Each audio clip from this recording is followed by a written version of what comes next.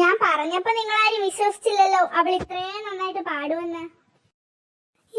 അപ്പടിയൊന്നും ഇല്ല. ആ, അത് നീ മാത്രമേ ഇവിടെ പറയത്തുള്ളൂ.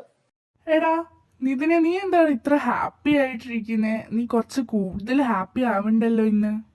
എടാ ഞാൻ ഹാപ്പി ആണ്, കുറച്ച് കൺഫ്യൂസ്ഡും ആണ്. കാരണം എന്താന്ന് പറഞ്ഞു കഴിഞ്ഞാൽ ഞാൻ അപ്ലൈ ചെയ്തില്ലായിരുന്നു ഒരു ഷൂട്ടിങ്ങിന്. അതെനിക്ക് സെലക്ഷൻ കിട്ടി.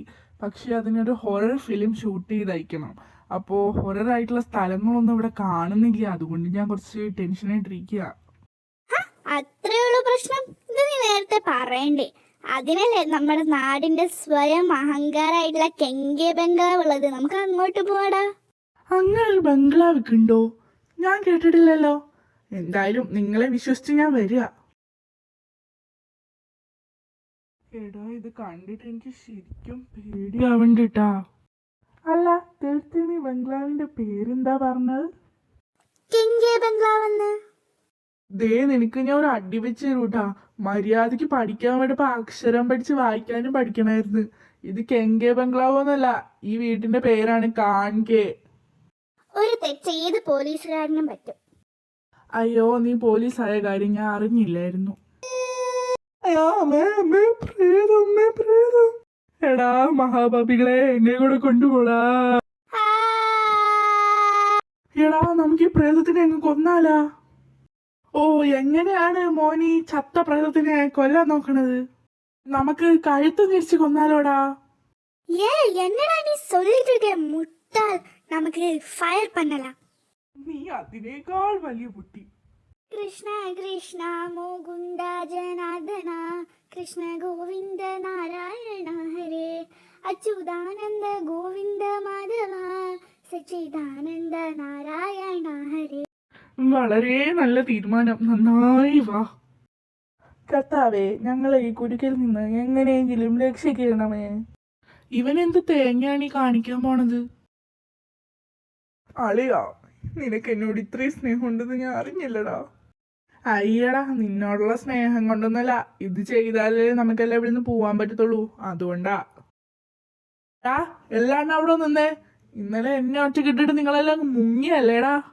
ഐ ആം ദി സോറി അളിയാ. നിന്റെ സോറി ഒന്നും എനിക്ക് വേണ്ട. 1 കിലോ ഓറഞ്ച് വാങ്ങിച്ചു തന്നാ മതി. ഓറഞ്ച് ജ്യൂസ് ആയാലോ? നിങ്ങളില് ആരാ ഈ ആരാധ്യ? ആനല്ലേ ഇവിടെ അസോസിയേഷന് പാടിയത്. തന്നെ ഹയർ ആയിട്ട് അബ്രോഡില് ഒരു കോമ്പറ്റീഷന് സെലക്ട് ചെയ്തിട്ടുണ്ട്. അതിന്റെ ലെറ്റർ ആയത്. ഇന്നാ. ഇത് സത്യമാ? അതേടോ, എന്നെ ഒന്ന് വിശ്വസിക്ക്. ആരാധ്യ മോളെ ഗോൾ അടിച്ചല്ലോ. ഞങ്ങക്ക് ചെലവ് വേണം, ചെലവ്. അപ്പോ ഫ്ലൈറ്റ് അടുത്ത ആഴ്ച. അപ്പൊ ഞാൻ അങ്ങോട്ട് പോവാ. അടുത്ത ആഴ്ചയോ? അത് കുറച്ച് നേരത്തെ അല്ലേ? എനിക്ക് தெரியாது.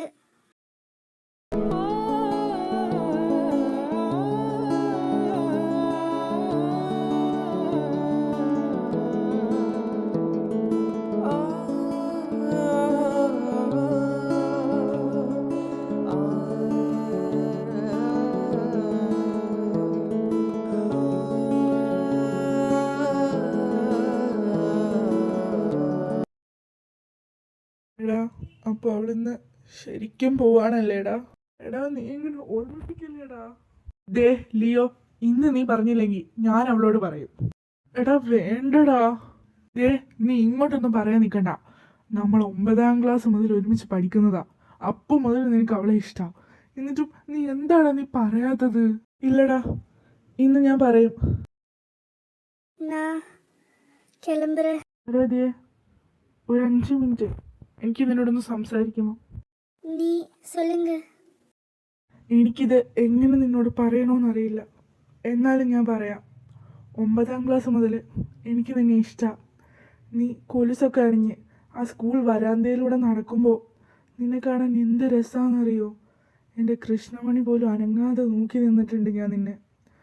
എനിക്കറിയില്ല, എനിക്കിപ്പോഴും ഇത് പറയാൻ തോന്നിയേ. ഞാൻ നിന്നോട് കുറേ കാലമായിട്ട് പറയണമെന്ന് വിചാരിക്കുന്നു, പക്ഷെ എന്നെ കൊണ്ട് പറ്റുന്നില്ലായിരുന്നടി.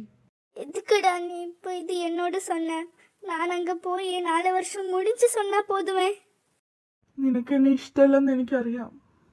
என்னடா நீ இப்படி சொல்ற முட்டாள? எனக்கு உன்னை பிடிக்கும். എടാ, എന്റെ കണ്ണൊക്കെ നിറയുന്നടാ. നിന്റെ മാത്രല്ലടാ എല്ലാവരുടെയും പറയുന്നു. ഇതൊക്കെ കണ്ടിട്ട് ആർക്കാടാ കരയാതിരിക്കാൻ പറ്റുക? സത്യം.